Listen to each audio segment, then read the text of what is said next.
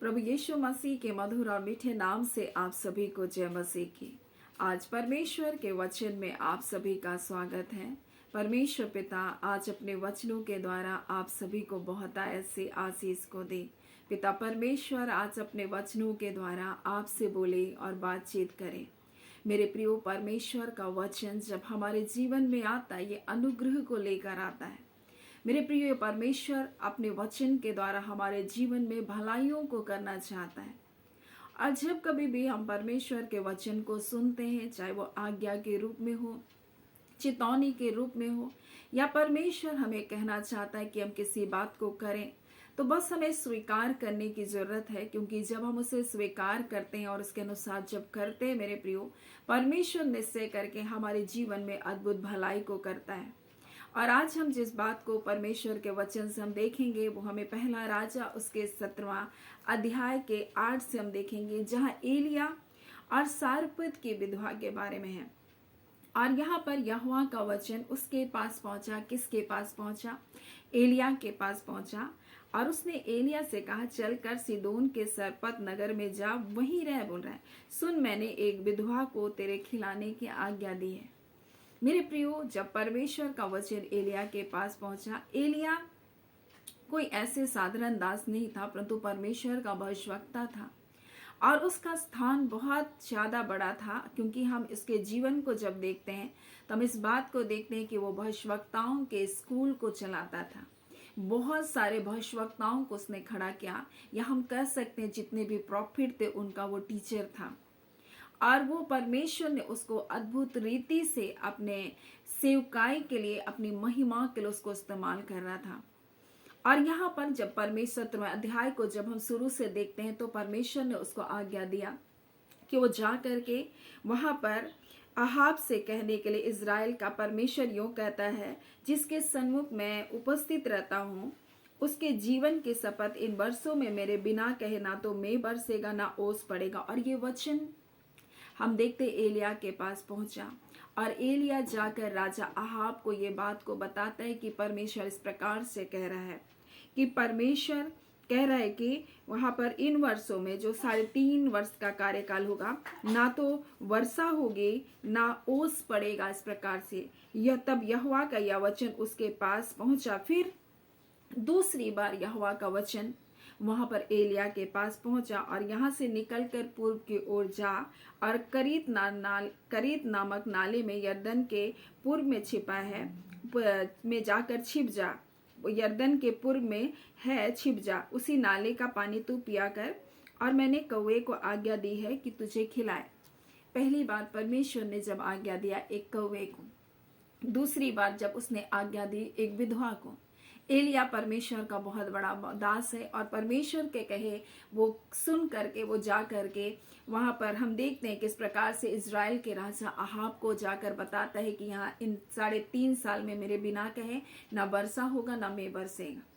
बहुत बड़ा भविष्यवक्ता है, परंतु परमेश्वर ने उसकी मदद के लिए एक कौवे को चुना, एक बड़े भविष्यवक्ता की सहायता के लिए एक विधवा को चुना।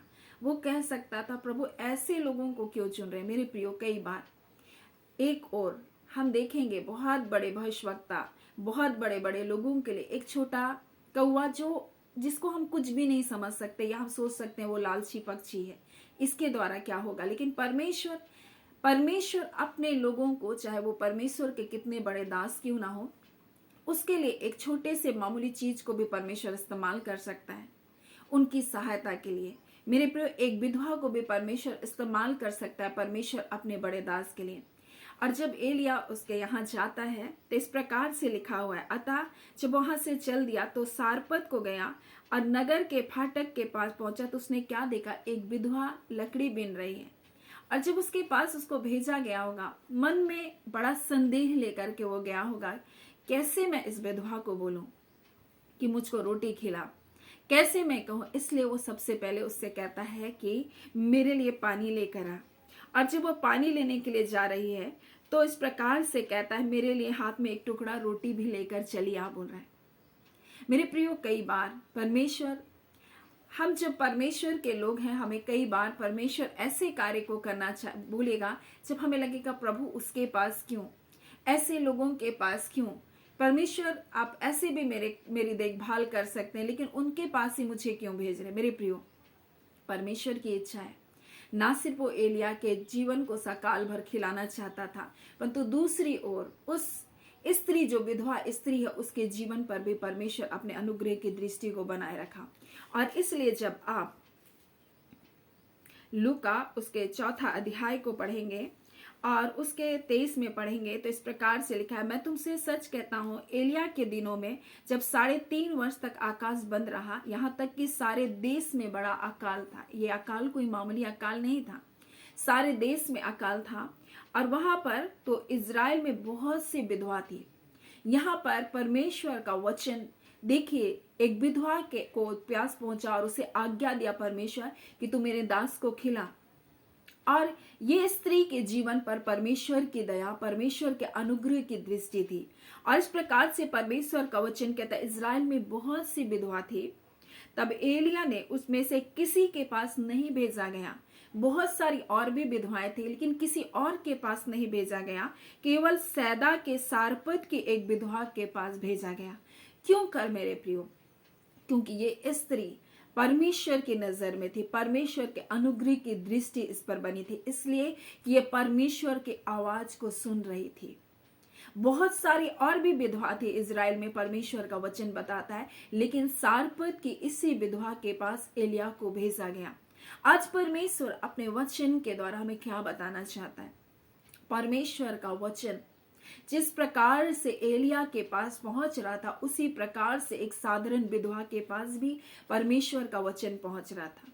मेरे प्रियो, परमेश्वर के दास की जिस प्रकार से परमेश्वर देखभाल करना चाह रहा था, उसी प्रकार से एक विधवा की भी देखभाल परमेश्वर करना चाह रहा था। और दोनों के लिए परमेश्वर ने एक दूसरे को तैयार किया। ना सिर्फ एलिया के लिए परमेश्वर ने उस सारपत की विधवा को तैयार किया, परंतु उस सारपत की विधवा के लिए भी परमेश्वर ने एलिया को तैयार किया। और उसके घर में वो जाता है, और जब उसके घर में जाता है, वो थोड़ा संकोच करता है, लेकिन फिर भी वो कहता है कि जब पानी लेने जा रही तो मेरे लिए एक टुकड़ा रोटी भी लेकर आना। तब वो क्या कहती है? वो कहती है इस प्रकार से, तेरे परमेश्वर यहोवा के जीवन की शपथ, मेरे पास एक भी रोटी नहीं है, केवल घड़े में मिट्टी भर मैदा और कुप्पी में थोड़ा सा तेल है। मैं 2-1 लकड़ी बीन कर जाती हूँ और अपने बेटे के लिए पकाऊंगी और हम उसे खाएं, फिर मर जाएं। परंतु एलिया ने कहा, मत डर, जाकर अपनी बात के अनुसार कर, परंतु पहले मेरे लिए एक छोटी सी रोटी बनाकर मेरे पास ले आ, और इसके बाद अपने और अपने बेटे के लिए भी बनाना। तब इज़राइल के परमेश्वर यहोवा यूं कहता है, वो कह रहा है, परमेश्वर का वचन बोल रहा है। वो क्या कह रहा है? परमेश्वर यूं कहता है, परमेश्वर का वचन यूं कहता है कि जब तक यहोवा भूमि पर मेंह ना बरसाए, तब तक ना तो घड़े का मैदा समाप्त होगा, ना इस कुप्पी का तेल समाप्त होगा। और वह चली गई, और एलिया के वचन के अनुसार जब तक वह और स्त्री और उसका घराना बहुत दिन तक खाते रहे, यहोवा के उस वचन के अनुसार जो एलिया के द्वारा कहा गया था, ना तो घड़े का मैदा समाप्त हुआ, ना उस कुप्पी का तेल। मेरे प्रिय, इसमें 2 तरफ की सेवकाई दिखाई देती है। एक भविष्यवाणी करने वाला भविष्यवाणी कर रहा है, दूसरा जो सेवा का काम है उस सेवा का काम कर रही है। मेरे प्रियो, इसी प्रकार से आज परमेश्वर अपने वचन के द्वारा में बताना चाहता है, परमेश्वर हर एक के लिए जिसके ऊपर परमेश्वर दया करना चाहता है, उसका वचन कहता है मैं दया करता हूं।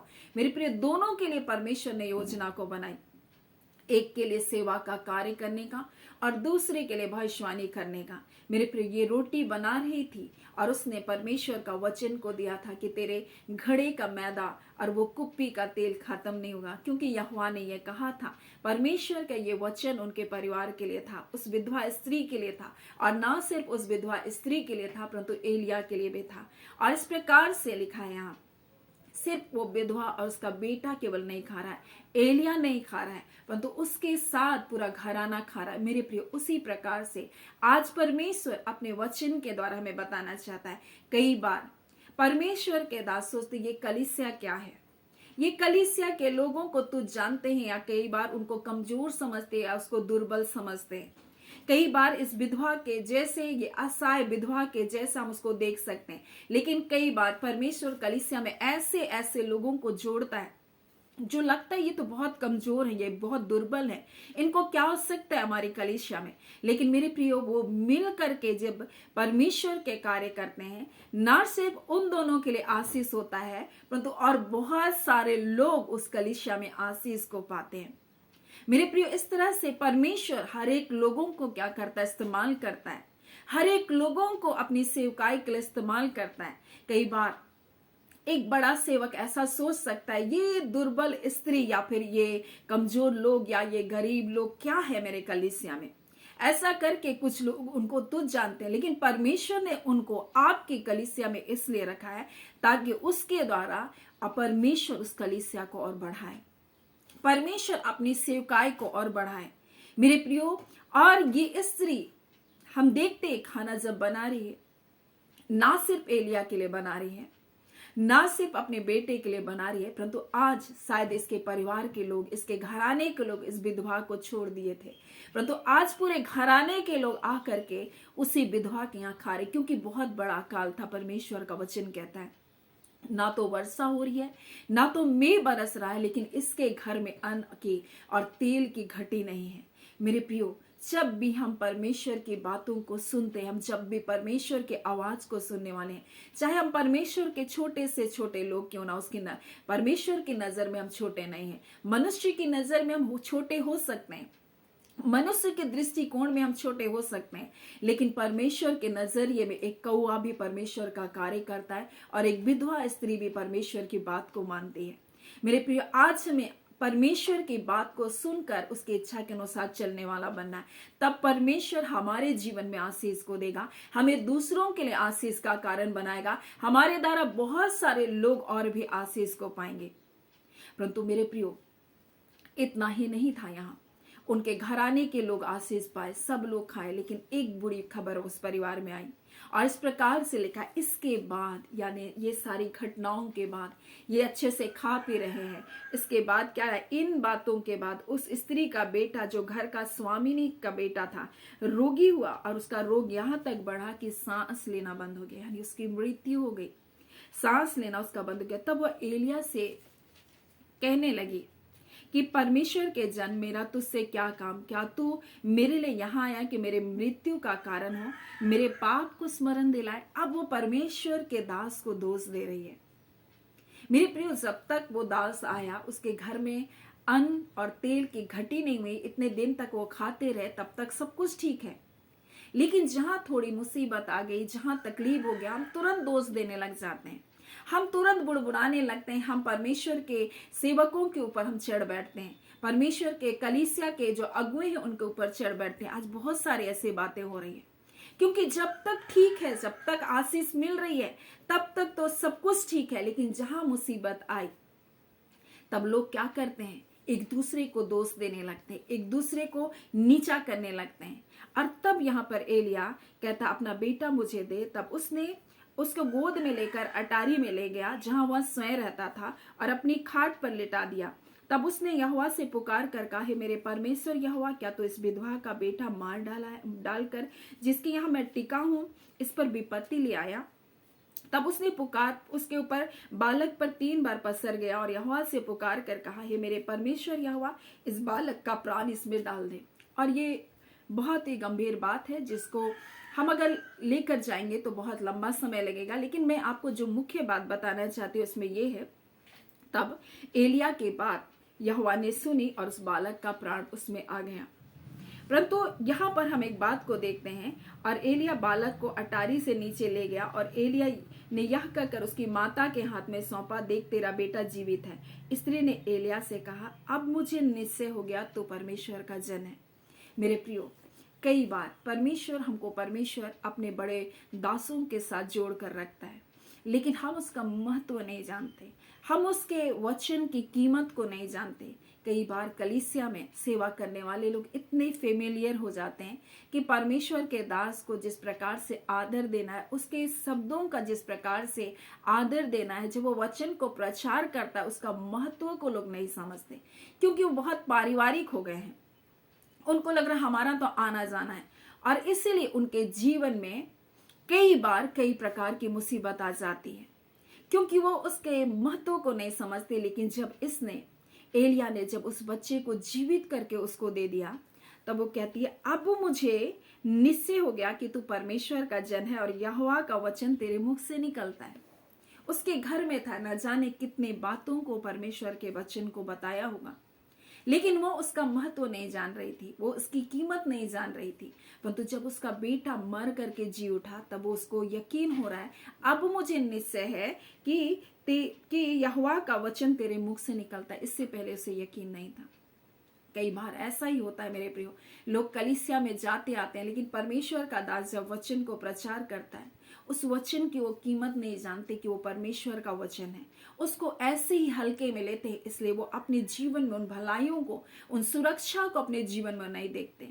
मेरे प्रियो, परमेश्वर का दास जब भी पुलपिट पर खड़ा होकर के वचन को प्रचार करता है, वो वचन मेरे प्रियो आपके लिए, हमारे लिए, हर लोगों के लिए होता है, और उसे विश्वास के द्वारा अपने जीवन के लिए स्वीकार करना है, क्योंकि वो उनका वचन नहीं, वो परमेश्वर का वचन है।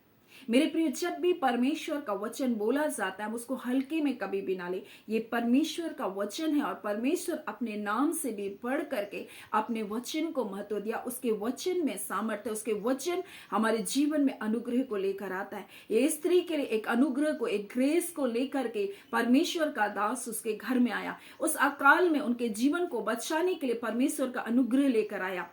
लेकिन मेरे प्रियो, कई बार हम अपने मुख से गलत बोलते हैं। ये क्या कह रही है? ये कह रही है कि बोलती है कि मेरे बेटे की मृत्यु का कारण है तेरा यहाँ क्या काम कि तू मेरे यहाँ आया। लेकिन आप जब इस अध्याय के जब आप देखेंगे तो यहाँ इस प्रकार से कह रही है, मैं 2 लकड़ी बीन कर लिए जाती हूँ और अपने बेटे के लिए उसे पकाऊंगी, हम खाएं और फिर मर जाएं। ये तो उसी समय मरने वाले थे, और वो कह रही हम तो खाएं और मर जाएं। और जब उसका बेटा मर गया, क्योंकि वो बोले हम खाएं और मर जाएं, और वो खाया उसका बेटा, और क्या क्या मर गया मेरे प्रियो। और जब उसका बेटा मर गया तो कह रही है तेरा यहाँ क्या काम। इतने दिनों तक जब आशीष मिलती रही तब तक सब अच्छा है, लेकिन जब कुछ बुरा हो गया तो कह रहा है तेरा यहाँ क्या काम। इस पूरे अकाल में वो खाती रही, अपने घराने के साथ खाती रही, आशीषों को बटोरती रही, तब तक कुछ नहीं। लेकिन यहाँ मुसीबत आई तो क्या कह रही है, तेरा यहाँ क्या काम, क्या तू मेरे यहाँ आया है कि मेरे बेटे की मृत्यु का कारण हो, मेरे पाप मुझे स्मरण दिलाए। मेरे प्रियो, उसने अपने मुख से क्या कहा था?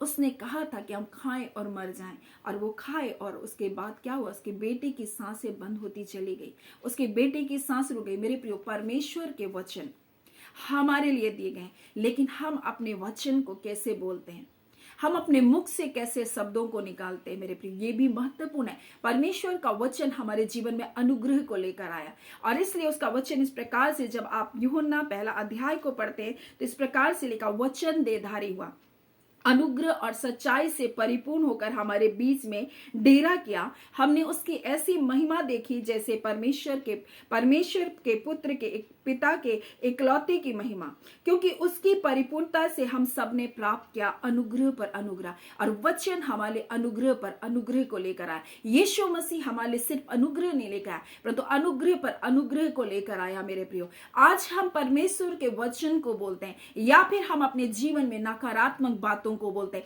ये स्त्री क्या करी? हम खाएं और मर जाएं। हमारे जीवन में कई बार हम परमेश्वर को, उस ग्रेस को, उसकी दया को, उसकी महानता को, उसके प्रेम को हम नहीं पहचान सकते। लेकिन मेरे प्रियो, परमेश्वर का वचन क्या कहता है? हम उसके अनुग्रह के द्वारा, हम मसीह यीशु में हम क्या किए? सेंत में हम धर्मी ठहराए गए। मेरे प्रियो, जैसे पाप ने मृत्यु फैलाते हुए राज्य किया, वैसे हमारे प्रभु यीशु मसीह के अनुग्रह के द्वारा अनंत जीवन के लिए हमें धर्मी ठहराते हुए क्या करता है? राज्य करता है। मेरे प्रियो, जब हम 2 कुरिन्थी को पढ़ते हैं और उसके 8 उसके 9 को पढ़ते हैं तो इस प्रकार से परमेश्वर का वचन कहता है, हम यीशु मसीह के द्वारा जब अनुग्रह को पाए, लिखा है वह हमारे प्रभु यीशु मसीह का अनुग्रह को तुम जानते हो, वह धनी होकर तुम्हारे लिए कंगाल बना कि उसके कंगाल हो जाने से तुम धर्मी बन जाओ। हम धनी बन जाओ, परमेश्वर का वचन कहता है, उसके कंगाल हो जाने से तुम धनी बन जाओ। मेरे प्रिय, जब हमको परमेश्वर ने ये वचन को दिया, लेकिन हम दिन भर क्या बोलते हैं? हम तो गरीब हैं, हमको कोई नहीं पूछता है, हमारी कोई कद्र नहीं है हमारे लोगों के बीच में। देखिए वो स्त्री कैसा जीवन को जी रही थी।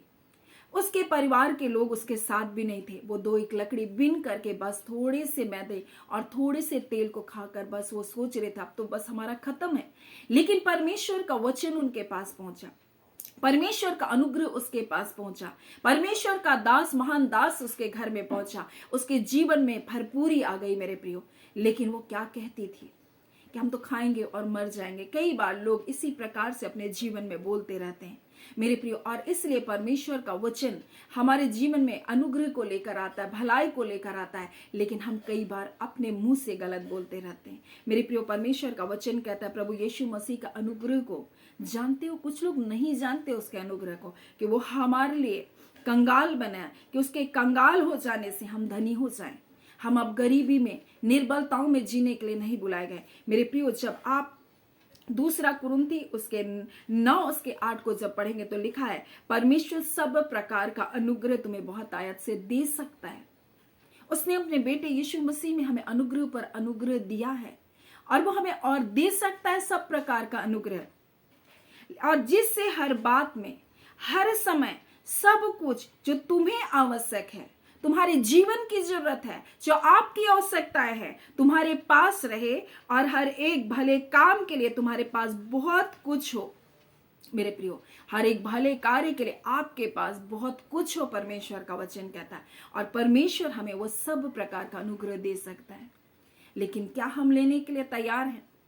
क्या हम उस अनुग्रह को जानते हैं कि उसने हमारे लिए क्या किया मेरे प्रियो? उसने अपने आप को हमारे लिए दे दिया, उसने हमारे श्राप को अपने ऊपर ले लिया, उसने हमारे जीवन के तमाम बंधनों को उसने तोड़ दिया, उसने हमें पाप से स्वतंत्र कर दिया मेरे प्रियो। अब मृत्यु का हमारे जीवन पर कोई राज्य नहीं, बीमारियां हमारे जीवन पर कोई राज्य नहीं कर सकता, अंधकार का हमारे ऊपर कोई राज्य नहीं। हम ज्योति की संतान बन गए, हम परमेश्वर के राज्य में हमने प्रवेश किया है मेरे प्रियो। अब अंधकार का हमारे ऊपर कोई अधिकार नहीं है मेरे प्रियो। क्या आप जानते हैं उस अनुग्रह को? अब जानिए, परमेश्वर का वचन हमें बताना चाहता है, उसके वचन हमारे देहधारी हुआ, वो मनुष्य बनकर हमारे लिए आया, वो अनुग्रह और सच्चाई से परिपूर्ण होकर आया, और उसी की परिपूर्णता से हम सब ने अनुग्रह पर अनुग्रह को पाया। लेकिन आज हम बोल क्या रहे?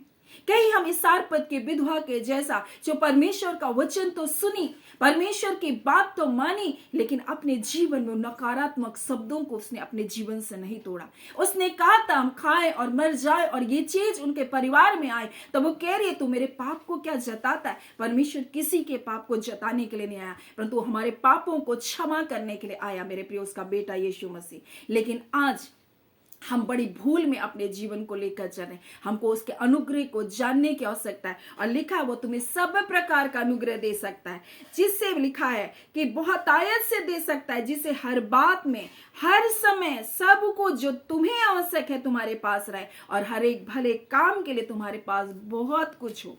हम कमी घटी में रहने के लिए नहीं बुलाए गए, हम इससे उससे मांगने के लिए बुलाए नहीं गए। परमेश्वर का वचन कहता है तुम उधार दोगे, तुमको उधार लेना नहीं पड़ेगा। परमेश्वर का वचन हम देखेंगे दूसरा कुरिन्थी 12 उसके 9 में क्या कहता है, और पर उसने मुझसे कहा मेरा अनुग्रह तेरे लिए बहुत है। परमेश्वर का ग्रेस ही हमारे लिए सबसे बढ़कर है, उसका वचन हमें दिया गया मेरे प्रियो। और लिखा है क्योंकि मेरी सामर्थ निर्बलता में सिद्ध होती है। आप निर्बल हो सकते हैं, आप कंगाल हो सकते हैं अपनी दृष्टि में, लेकिन परमेश्वर आपके कंगालपन को अपने बेटे यीशु मसीह के द्वारा उठा लिया। आप अपने जीवन में निर्बल हो सकते हैं किसी भी क्षेत्र पर, परंतु परमेश्वर अपनी सामर्थ को उसी जगह प्रकट करने के लिए सामर्थ्य है। वो तुम आपको परमेश्वर का वचन कहता है सब प्रकार का अनुग्रह बहुत आयत से दे सकता है। क्या आप लेने के लिए तैयार है? अगर आप लेने के लिए तैयार है मेरे प्रिय, तो अपने मुख से गलत बातों को क्या करिए, अपने मुख से उस बातों को बोलना बंद कीजिए।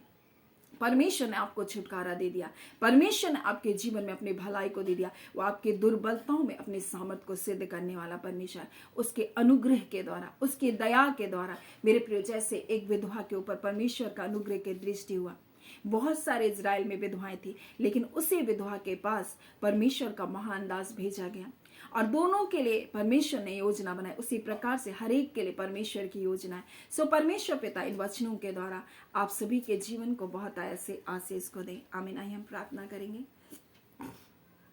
धन्यवाद देते हैं जीवते सच्चे सामर्थी पिता परमेश्वर, प्रभु यीशु के नाम से पिता हम आपके निकटता में आते हैं। निश्चय खुदावन परमेश्वर आपके वचन के सामर्थ के बारे में आज हमने सीखा।